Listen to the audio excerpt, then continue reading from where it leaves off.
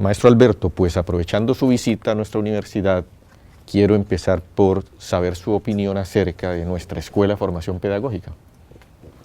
Pues yo supe de ella hace un mes, algo así, un mes y medio, que la vicerrectora me escribió invitándome a que participara en este proceso de formación pedagógica con los profesores de la Universidad Surcolombiana. A mí me sedujo la idea, pero hasta ayer que hablé con Alejandra y con John, me enteré de las características de una escuela de formación pedagógica. Me parece que eso es algo que hay que valorar en nuestra cultura. Entre otras cosas, como lo decía al introducir mi conferencia esta mañana, mi conferencia charla, respuestas de preguntas, ¿no? Una combinación de muchas cosas, hay que dotarlas, digamos, de valor, colocarle valor por lo significativo que tiene hoy que alguien se arriesgue a construir una escuela de formación pedagógica cuando la pedagogía ha perdido mucho prestigio o también se le ha vulgarizado demasiado. Se habla de la pedagogía de la guerra, de la pedagogía de la paz, de la pedagogía para pasar el semáforo. Entonces se ha simplificado, se ha vulgarizado, se le ha quitado su potencia, ¿no? Y la pedagogía es un saber, es una disciplina y es una práctica potente que tiene muchas relaciones con la cultura, con lo estético, con lo ético, es un saber bien complejo. Meterse en esa empresa es un proceso que hay que valorar, que hay que significar, que hay que dotar de importancia. Yo saludo muy complacido que además yo haya tenido el honor de venir como segundo conferencista a la creación de esta escuela, ¿no? Y me voy muy gratamente sorprendido, entre otras cosas, porque los profesores en las intervenciones que han hecho me han mostrado no solamente que han leído, sino que están interesados en preocuparse y preguntarse por lo que hacen en esta universidad. Yo le auguro un gran futuro a la escuela. Chomsky, un pensador que todos conocemos, señala precisamente que en estos tiempos la universidad es como presa del asalto del comercio, del mercado global. Y entonces ve eso, que el oficio del profesor universitario ha venido a menos, se ha mercantilizado, se ha estandarizado, y por eso nosotros creemos que la escuela podría ser un espacio de resistencia y un espacio alternativo en la formación, no solo de los propios profesores, sino de nuestros muchachos. Sí, por supuesto. Yo estoy trabajando últimamente, en los últimos 4 años o 5 años, un concepto que quiero posicionar, del cual estoy tratando de dotarlo de conceptos, de dotarlo de potencia, de ponerlo en discusión, sobre todo, que es el concepto de educapital, que es más en el que la educación no es simplemente entendida como una mercancía, sino algo incluso más grave, creo. Es la capitalización de la educación. Convertir, bueno, de la educación, que en estricto sensu se referiría a la escolarización, ¿no? Es convertir ese proceso de escolarización, nombrado como educación, convertirlo en una empresa en la cual se convierte en un lugar de rendimiento, en lo que importa es eso, y por lo tanto, por eso lo que importan son aprendizajes y competencias fugaces, permanentes, y nada sólido. Digamos, es la flacura del conocimiento, el despojar los conocimientos y los saberes de toda su complejidad y de toda su problemática, y convertir eso simplemente en una cosa que rinde. Estamos hoy en la sociedad del rendimiento, y eso es gravísimo. Y entonces, que una institución, que una organización como esta que ustedes iniciaron, que están iniciando y que yo valoro muchísimo, Carlos, en esta empresa me parece importantísimo como un lugar de resistencia, como una trinchera, como, no sé, como un lugar válido y desde el cual es necesario que comencemos a hablar y a pronunciarnos. Hay que hablar de estas cosas, no las podemos practicar simplemente repitiendo, agachando la cabeza. Hay que poner esto en discusión, en debate. Por eso ese concepto de educapital creo que me sirve para pensar estas cosas, ¿no? Un profesor que además está limitado a hacer una cantidad de formatos y de cosas de estas. Muy bien, maestro. En ese sentido, usted ha hecho investigaciones muy importantes en el país sobre el origen de la escuela colombiana que nos ayudan justamente a construir una cierta capacidad de reflexión crítica para alejarnos, por ejemplo, del supuesto según el cual nuestra escuela pudo ser una repetición de la escuela francesa ilustrada que nació dentro de un proyecto claramente orientado al ciudadano, laica, gratuita, general, pero en un estudio suyo señala que no ha sido así en el caso de la escuela, al menos de las principales ciudades colombianas en la naciente república, sino que en uso de la arqueología que usted emplea en sus investigaciones hay un conjunto de fuerzas, entre las cuales el azar es un elemento también importante, que hacen que nuestra escuela haya sido primero hospicio y haya devenido como de la correccional a la pedagogía. Digo yo que nació más como un caso de policía que de pedagogía. Claro, por supuesto. ¿Quisiera usted, por favor, ampliarnos esas reflexiones? Bueno, primero, la escuela nace como una cuestión contingente. No era necesaria. Aparece como una urgencia, para resolver una urgencia. Y la urgencia que había que resolver era cómo encerrar niños pobres que andaban por la calle maleándose de mil maneras. Mire para lo que aparece la escuela, a la que le han colocado tanto valor, ¿no? Y una cosa como ilustrada. No, pues aparece en nuestras condiciones como un lugar para que los niños vivan, estén ahí, encerrados, no estén maleándose en la calle. Mire, o sea, comienza a establecer una distancia, una frontera entre una adentro y una afuera, ¿sí? Siempre con la sospecha del afuera.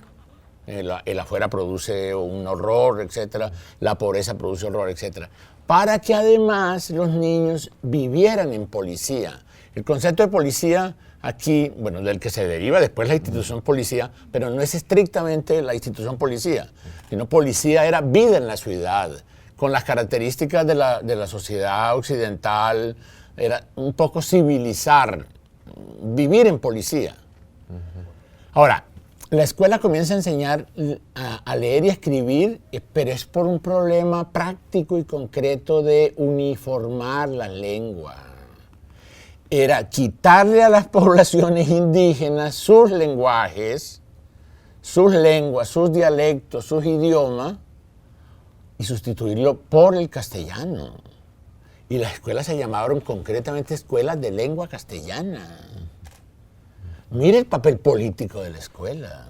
Bueno, y también, o sea, tiene que ver con los pobres, tiene que ver con la contingencia, tiene que ver con vida en policía, tiene que ver con convertirle en un lugar de utilidad pública, bueno, que no es estrictamente económica como ahora, de utilidad pública, en el cual sea útil para el rey y para la iglesia, para Dios y para el rey, y un lugar en donde comienza a aparecer y a dibujarse dos personajes importantísimos, el maestro y el alumno, en donde comienzan a surgir dos nuevas subjetividades que no existían. Pero también allí, maestro, señala usted, el concepto de pobreza también cambia. Y de paso con el de niñez, porque antes estaba visto como motivo de virtud, santidad, caridad, manera de ganarse el cielo, y luego pasa a ser visto como perversión, ocio, delincuencia, y entonces el niño también deja de ser visto como una figura angelical y más bien un sujeto peligroso, necesario de controlar. ¿Fueron decisivas esos cambios de miradas para el nacimiento de...? Por supuesto, por supuesto. Y en eso intervienen también muchos aspectos que tienen que ver en los cuales, por ejemplo, participa todo este problema de la Reforma Protestante y del Concilio de Trento. Miren ustedes cómo remito el problema de la aparición de la escuela en estos países al Concilio de Trento, que fue tan definitivo. Porque el Concilio de Trento lo que quiso trabajar era fundamentalmente responderle, o sea, presentarse como una contrarreforma. El Concilio de Trento, hay que aclarar, demoró, pues no necesariamente porque demorara, pero demoró 23 años.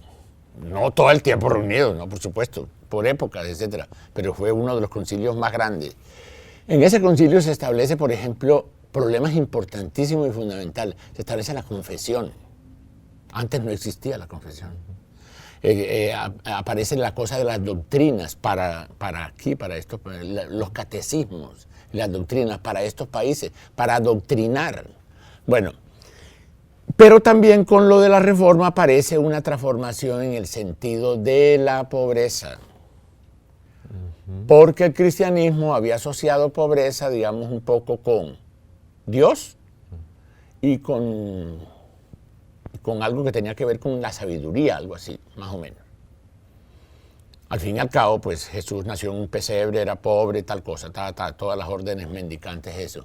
Pero ese concepto comienza a cambiar con la percepción protestante, porque entonces la mejor manera de adorar a Dios, y el problema era glorificar siempre a Dios desde el protestantismo, de adorar a Dios, comienza a plantearse esta cosa que es: dele utilidad al tiempo, es decir, el tiempo es oro, ¿no? Y ahí se transforma toda esta noción. Entonces ya el pobre no es el que conduce a Dios, ya el pobre no es esto, sino el pobre es el que puede producir un horror. Por eso decía que la escuela aparece como una contingencia ahí para resolver esa urgencia. Muy bien, maestro. Nos ha obsequiado usted un libro muy importante que se titula Verdades y Mentiras sobre la Escuela, precisamente. ¿Quiere señalarlos, maestro, un par de esas verdades o de esas mentiras antes del cierre? Pues si de algo se ha dicho mentira en la escuela, por ejemplo, que fue necesaria, no lo fue. Que era para ilustrar, que era para enseñar, era para vivir en policía. En el caso, por ejemplo, de Francia, Anne Carrien plantea que la escuela nace para leer la ley. Durkheim habla de la escuela en Alemania para leer la Biblia. O sea, mire cómo se vincula con esta cosa política. Y entonces se le ha despojado de política, se le ha despojado de poder. Se han dicho tantas falsedades sobre la escuela, pues que todo el libro es mostrando eso, ¿no? Un lugar para disciplinar. Y ya hoy, ¿cómo se reacomoda? Porque ya hoy no es estrictamente eso, ¿no? Pero para poder entender lo que pasa hoy, es importante haber estudiado cómo surgió, en qué condiciones la hicieron posible.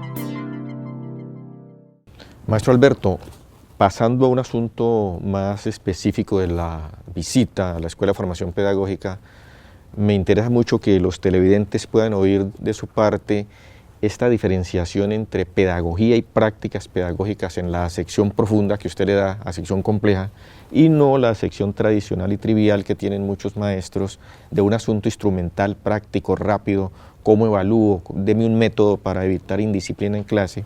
Entonces quisiera que se refiera a ese concepto de práctica pedagógica. Sí, el concepto de práctica pedagógica es un concepto creado por el grupo, como concepto.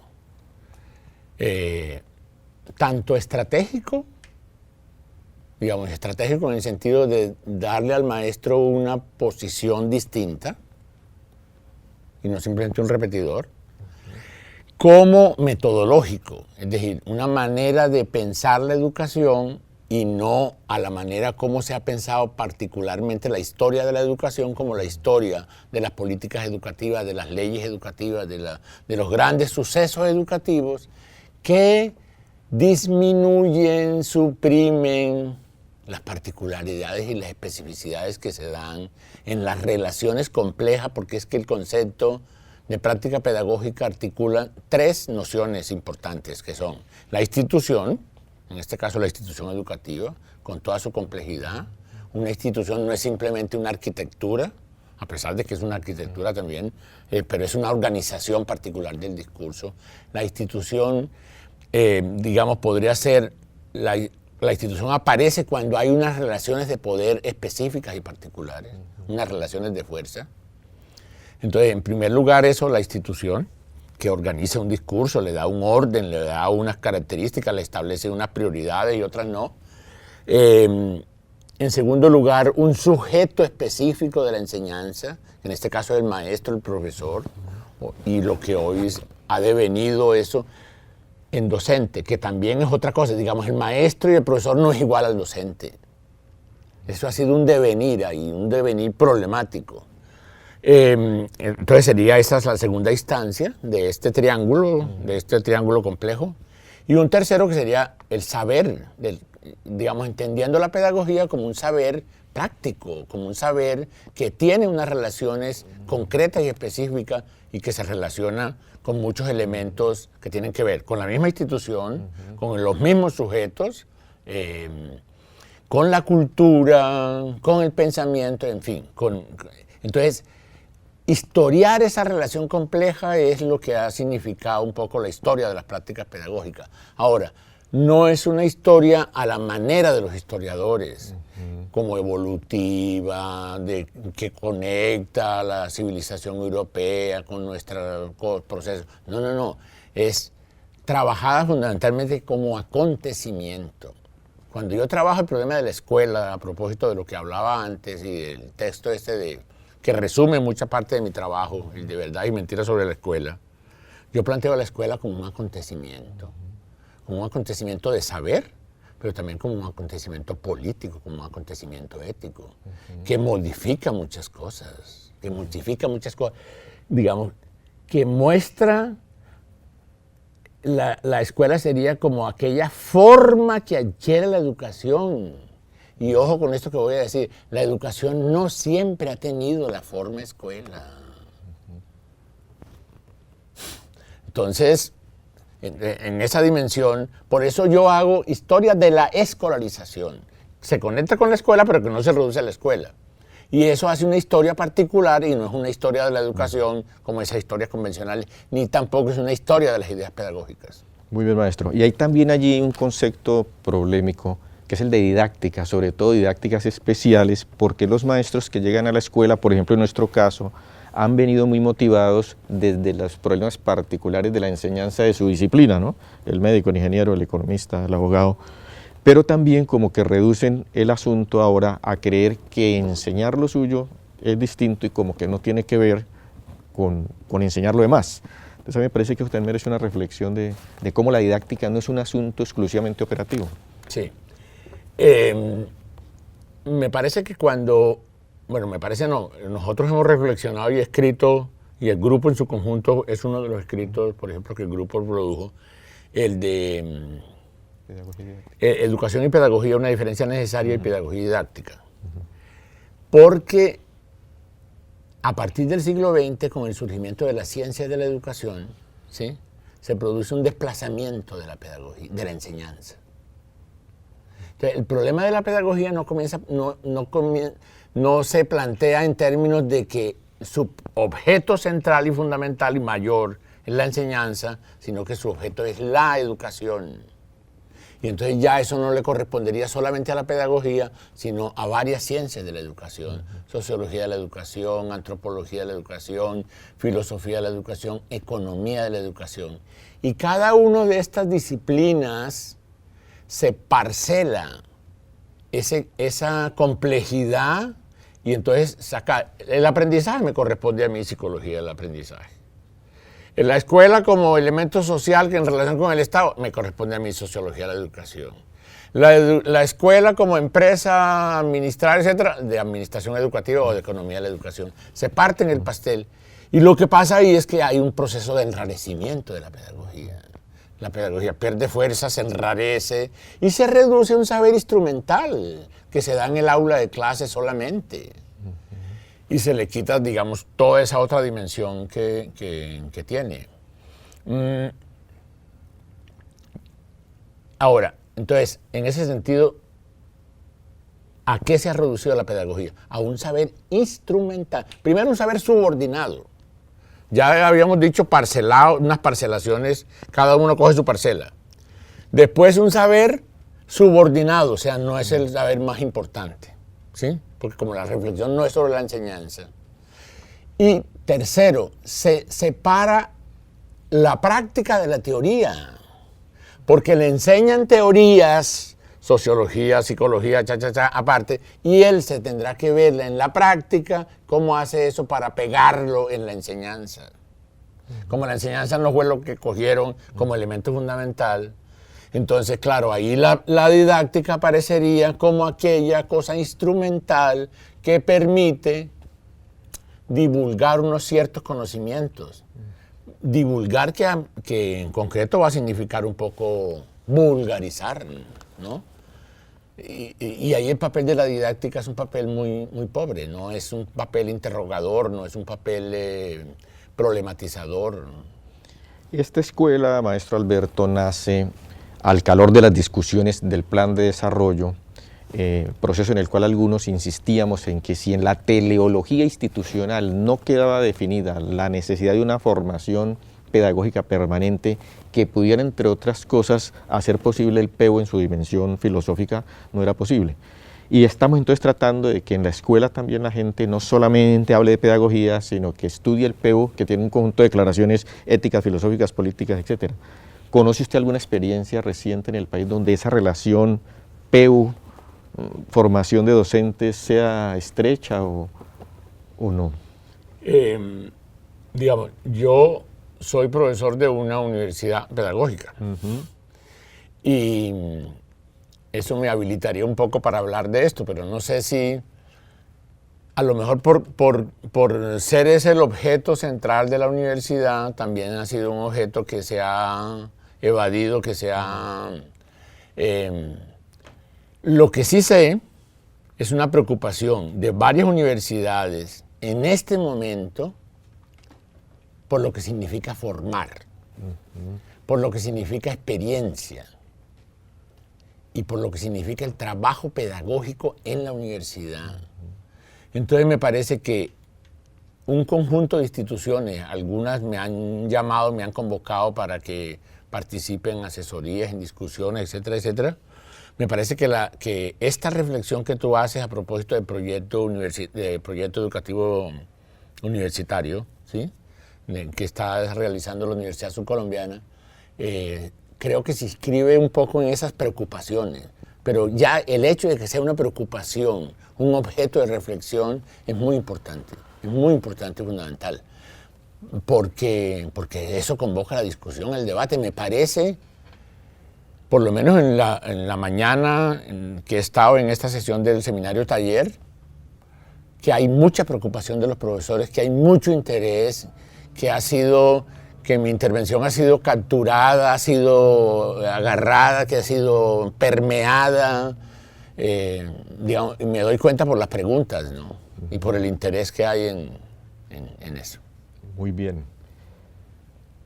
Pues maestro, estamos terminando finalmente. Me sugiere Faiber, a cargo también de la vicerrectoría, como unas sugerencias. Ya usted se ha referido a la escuela en términos elogiosos y le agradecemos, pero de manera más puntual, digamos, sobre temáticas, sobre experiencias. Esta mañana usted hablaba de la importancia de conocer otras experiencias, sobre de pronto algunos personajes que tengan trabajos muy puntuales. Nos gustaría, estamos dispuestos a oír sugerencias. A ver, yo conversando con Alejandra y con John Faiber, les decía cómo la escuela debe abrirse al exterior, entrar en relaciones fuera de la universidad. Lo que no quiere decir que en la universidad no, por supuesto, pero abrirse a otras relaciones, digamos.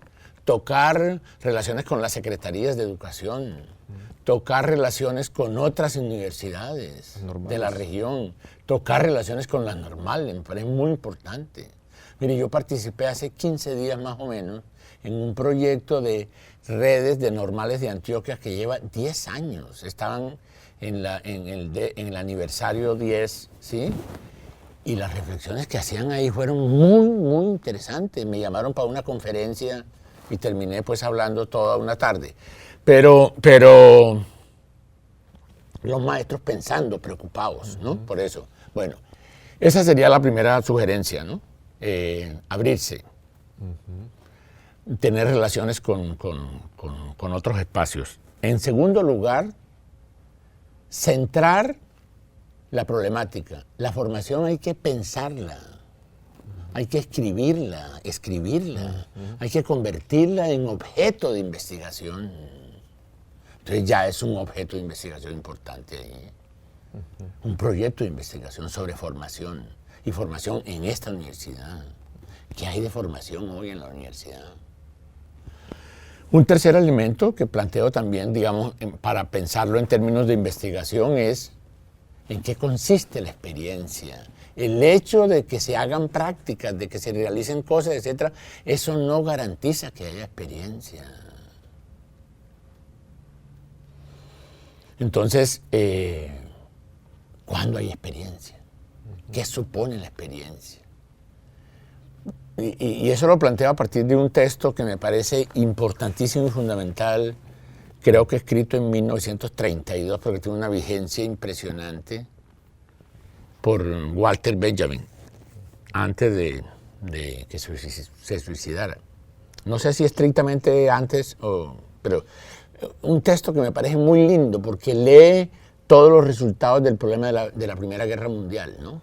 Que es que los soldados volvían de la guerra y no tenían nada que contar por todos los problemas de la actualidad, están actualizados, de la moda. Entonces no había experiencia, se quedaron mudos. Y entonces él relaciona experiencia con pobreza, ¿no? En la universidad hay experiencias que valgan la pena contar, que tengan valor, o está lleno de pobrezas, o está llena de competencias y de aprendizaje, de aprender a aprender. Eso es experiencia. Se las pongo duro. Muchas gracias, maestro Alberto. Bueno.